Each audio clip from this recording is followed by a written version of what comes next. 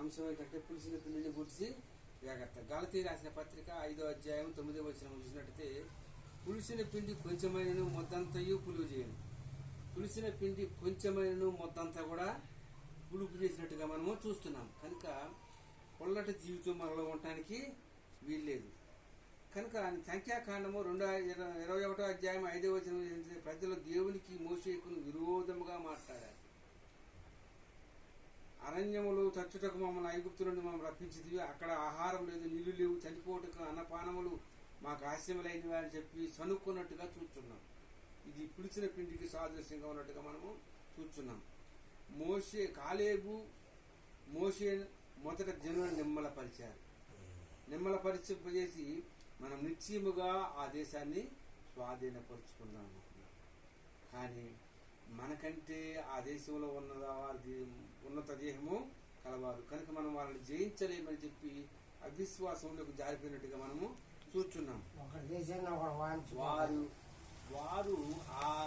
వారి దృష్టికి వారి ఎదుట మనము మిడతల వలె ఉన్నాము. వారు పెద్ద సింహముల వలె మనకు కనపడినట్టుగా మనము చూస్తున్నాం.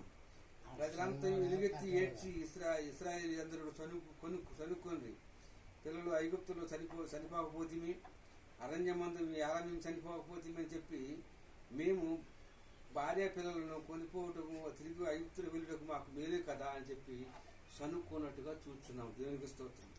కనుక ఈ లోకంలో శరీర సంబంధంగా మనం చూడటానికి వీల్లేదు. నీలో ఉన్నవాడు లోకంలో ఉన్నవాడికంటే గొప్పవాడు. మనలో ఉన్న దేవుడు గొప్ప దేవుడు. కనుక దావీదు చిన్నవాడైనప్పటికీ గొలియాతు 7 మూరల జానల గల వ్యక్తిని ఒకటే రాయితో కొట్టి చంపాడు. దేవునికి స్తోత్రం. కనుక మనలో ఉన్న దేవుడు గొప్ప దేవుడు. ఈ యొక్క సృష్టికర్త అయిన దేవుడు మీలో ఉండగా ఎంత ఉన్నత దేహం గల వారైనప్పటికీ కూడా మనం వారిని జయించగలం. కనుక ఈ కొద్ది మాటలు దేవుడు దీవించును గాక. ఆమె క్రిస్టోఫర్ జీసస్ అనే ఛానల్ని గంట బెల్ సబ్స్క్రైబ్ చేయవలసిందిగా కోరుచున్నాము. ఆమె